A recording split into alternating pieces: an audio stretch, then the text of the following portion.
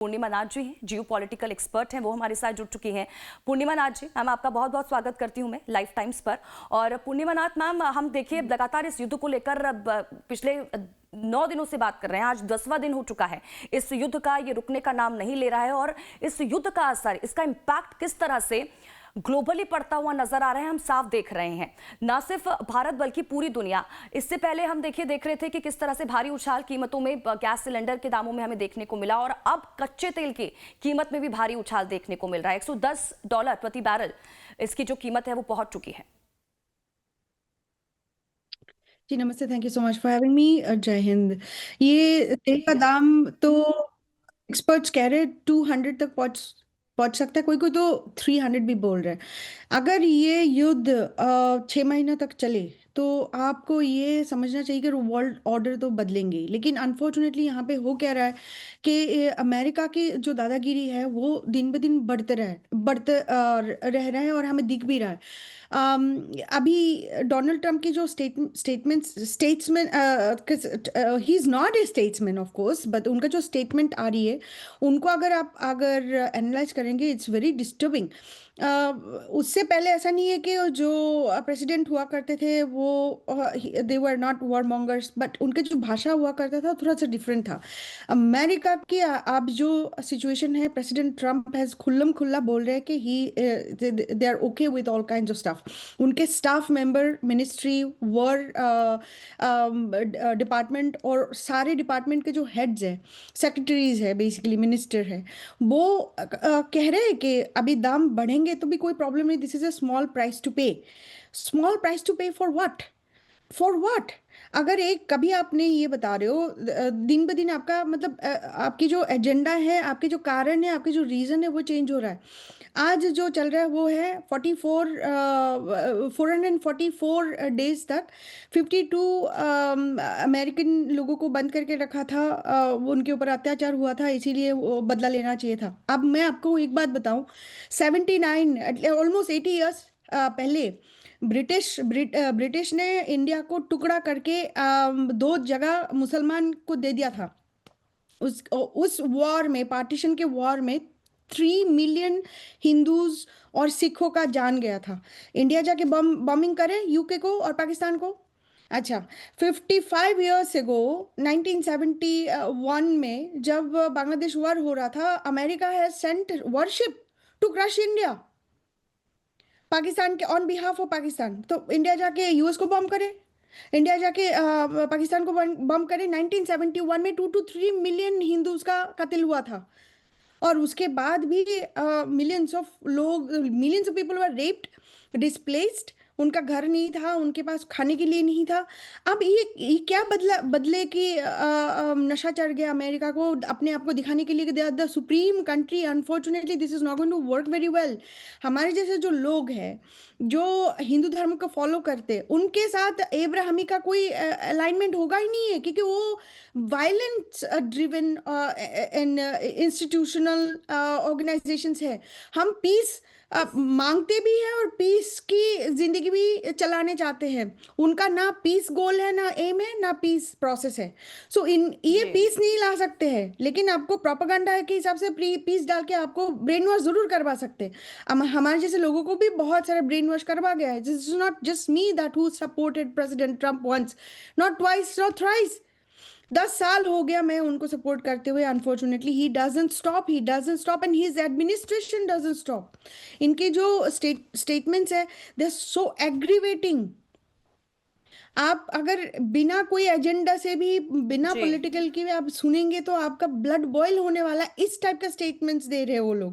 बिल्कुल। और अब अगर डिपार्टमेंट ऑफ वॉर और पीट हेग्सेथ का स्टेटमेंट सुनेंगे, वो तो लिटरली कह रहे हैं कि उनका कोई, they don't even think that it is right for them to let the American people know बिल्कुल। what they are और planning जिस to तरह do। के उनके स्टेटमेंट है उससे बहुत लग ही नहीं रहा है कि डेंजरस अभी ये जो सिचुएशन है वॉर अभी। है वो थमती हुई नजर आने वाली है, क्योंकि लगातार एक के बाद एक स्टेटमेंट्स ट्रंप की तरफ से इसी तरह के दिए जा रहे हैं।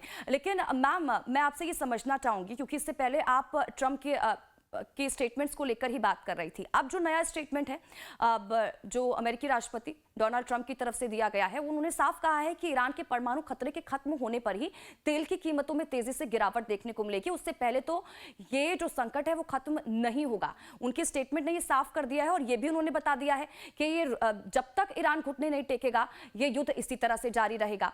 लेकिन अब सवाल ये हो जाता है, क्योंकि अभी तो हम देखिए $110 प्रति बैरल अब जो है ये जो कच्चे तेल की कीमतें वो पहुंच चुकी हैं। अगर ये और भी ज्यादा बढ़ता है, क्योंकि आप जिस तरह से कह रही हैं कि ये शायद $300 प्रति बैरल तक भी पहुंच जाए, तो कितना असर इसका होता हुआ नजर आता है ग्लोबली? देखिए जो प्रेसिडेंट ट्रम्प का जो स्टेटमेंट्स है, this are very dangerous and disturbing actually. मैं उनको at this point of time I don't trust him at all as a leader. ये मेरा इशू नहीं है, उनका इशू है, because he himself is responsible for this situation. अगर आज वो ये कह रहा है कि ईरान की परमाणु बम खत्म होने के बाद तेल की दाम कम होने वाले हैं, तो फिर जून 2025 में जो इनका स्टेटमेंट इशू हुआ था, उसका क्या है? उन्होंने तब बोला था क्या? Nuclear weapon of Iran was obliterated. He said obliterated, quote end quote. इसका क्या मतलब है? सब खत्म हो गया? तो अगर तब खत्म हो गया था, अभी क्या जमीन से फिर से आ गया? तब झूठ बोल रहे थे कि अभी झूठ बोल रहे हो? What was he trying to do?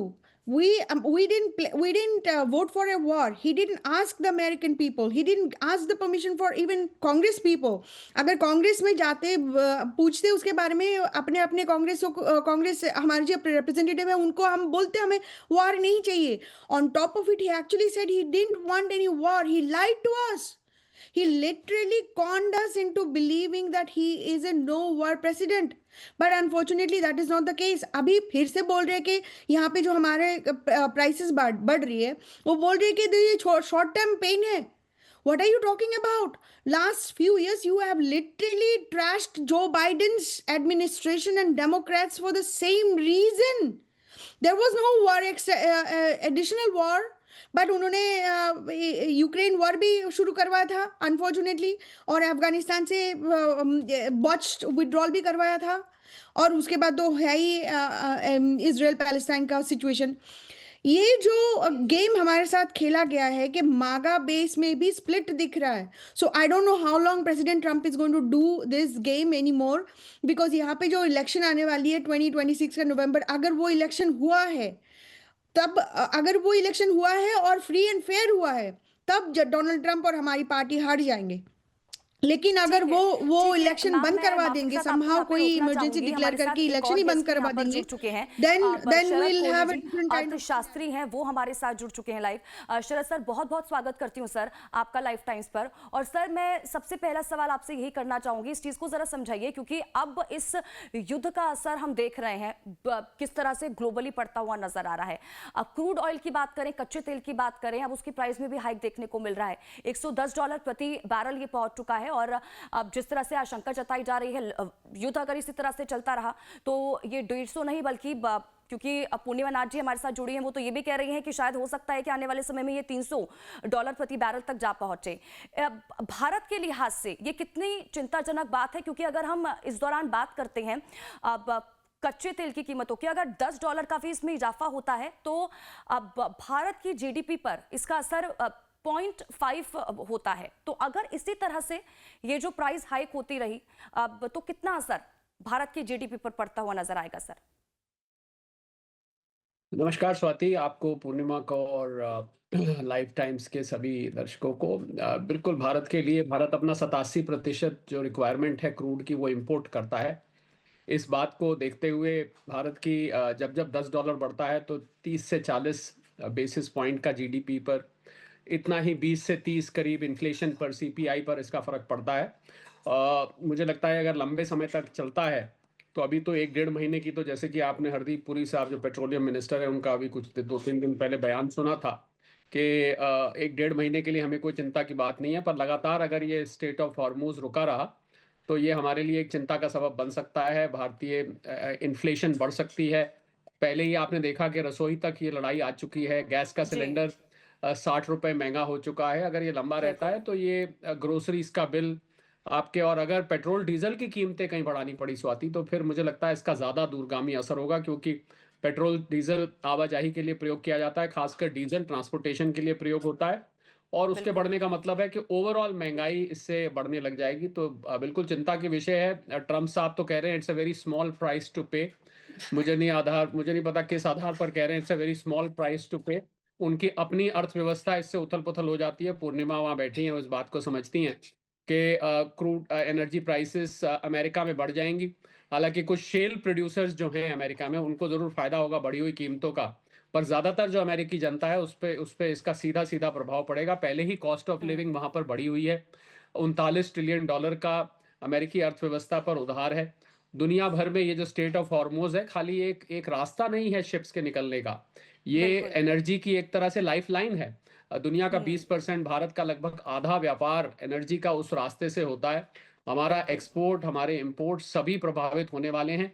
मुझे लग रहा है एक एक दिन युद्ध का, ये आर्थिक तौर पर, जहां मिलिट्री लॉस तो होता ही है, जान माल का तो स्वाति नुकसान हो ही रहा है, जो बम गिर रहे हैं, रॉकेट चल रहे हैं, मिसाइल गिर रही है, ड्रोन गिर रहे हैं, ये तो इसका सीधा सीधा मिलिट्री लॉस है। पर जो इसका आर्थिक इम्पैक्ट है वो बहुत दूरगामी है, बहुत लंबे वक्त तक रहने वाला है। लोगों की नौकरियां जा सकती हैं, छोटे बिजनेसेस बंद हो सकते हैं, लोगों के हाउस होल्ड बजट्स बिगड़ सकते हैं।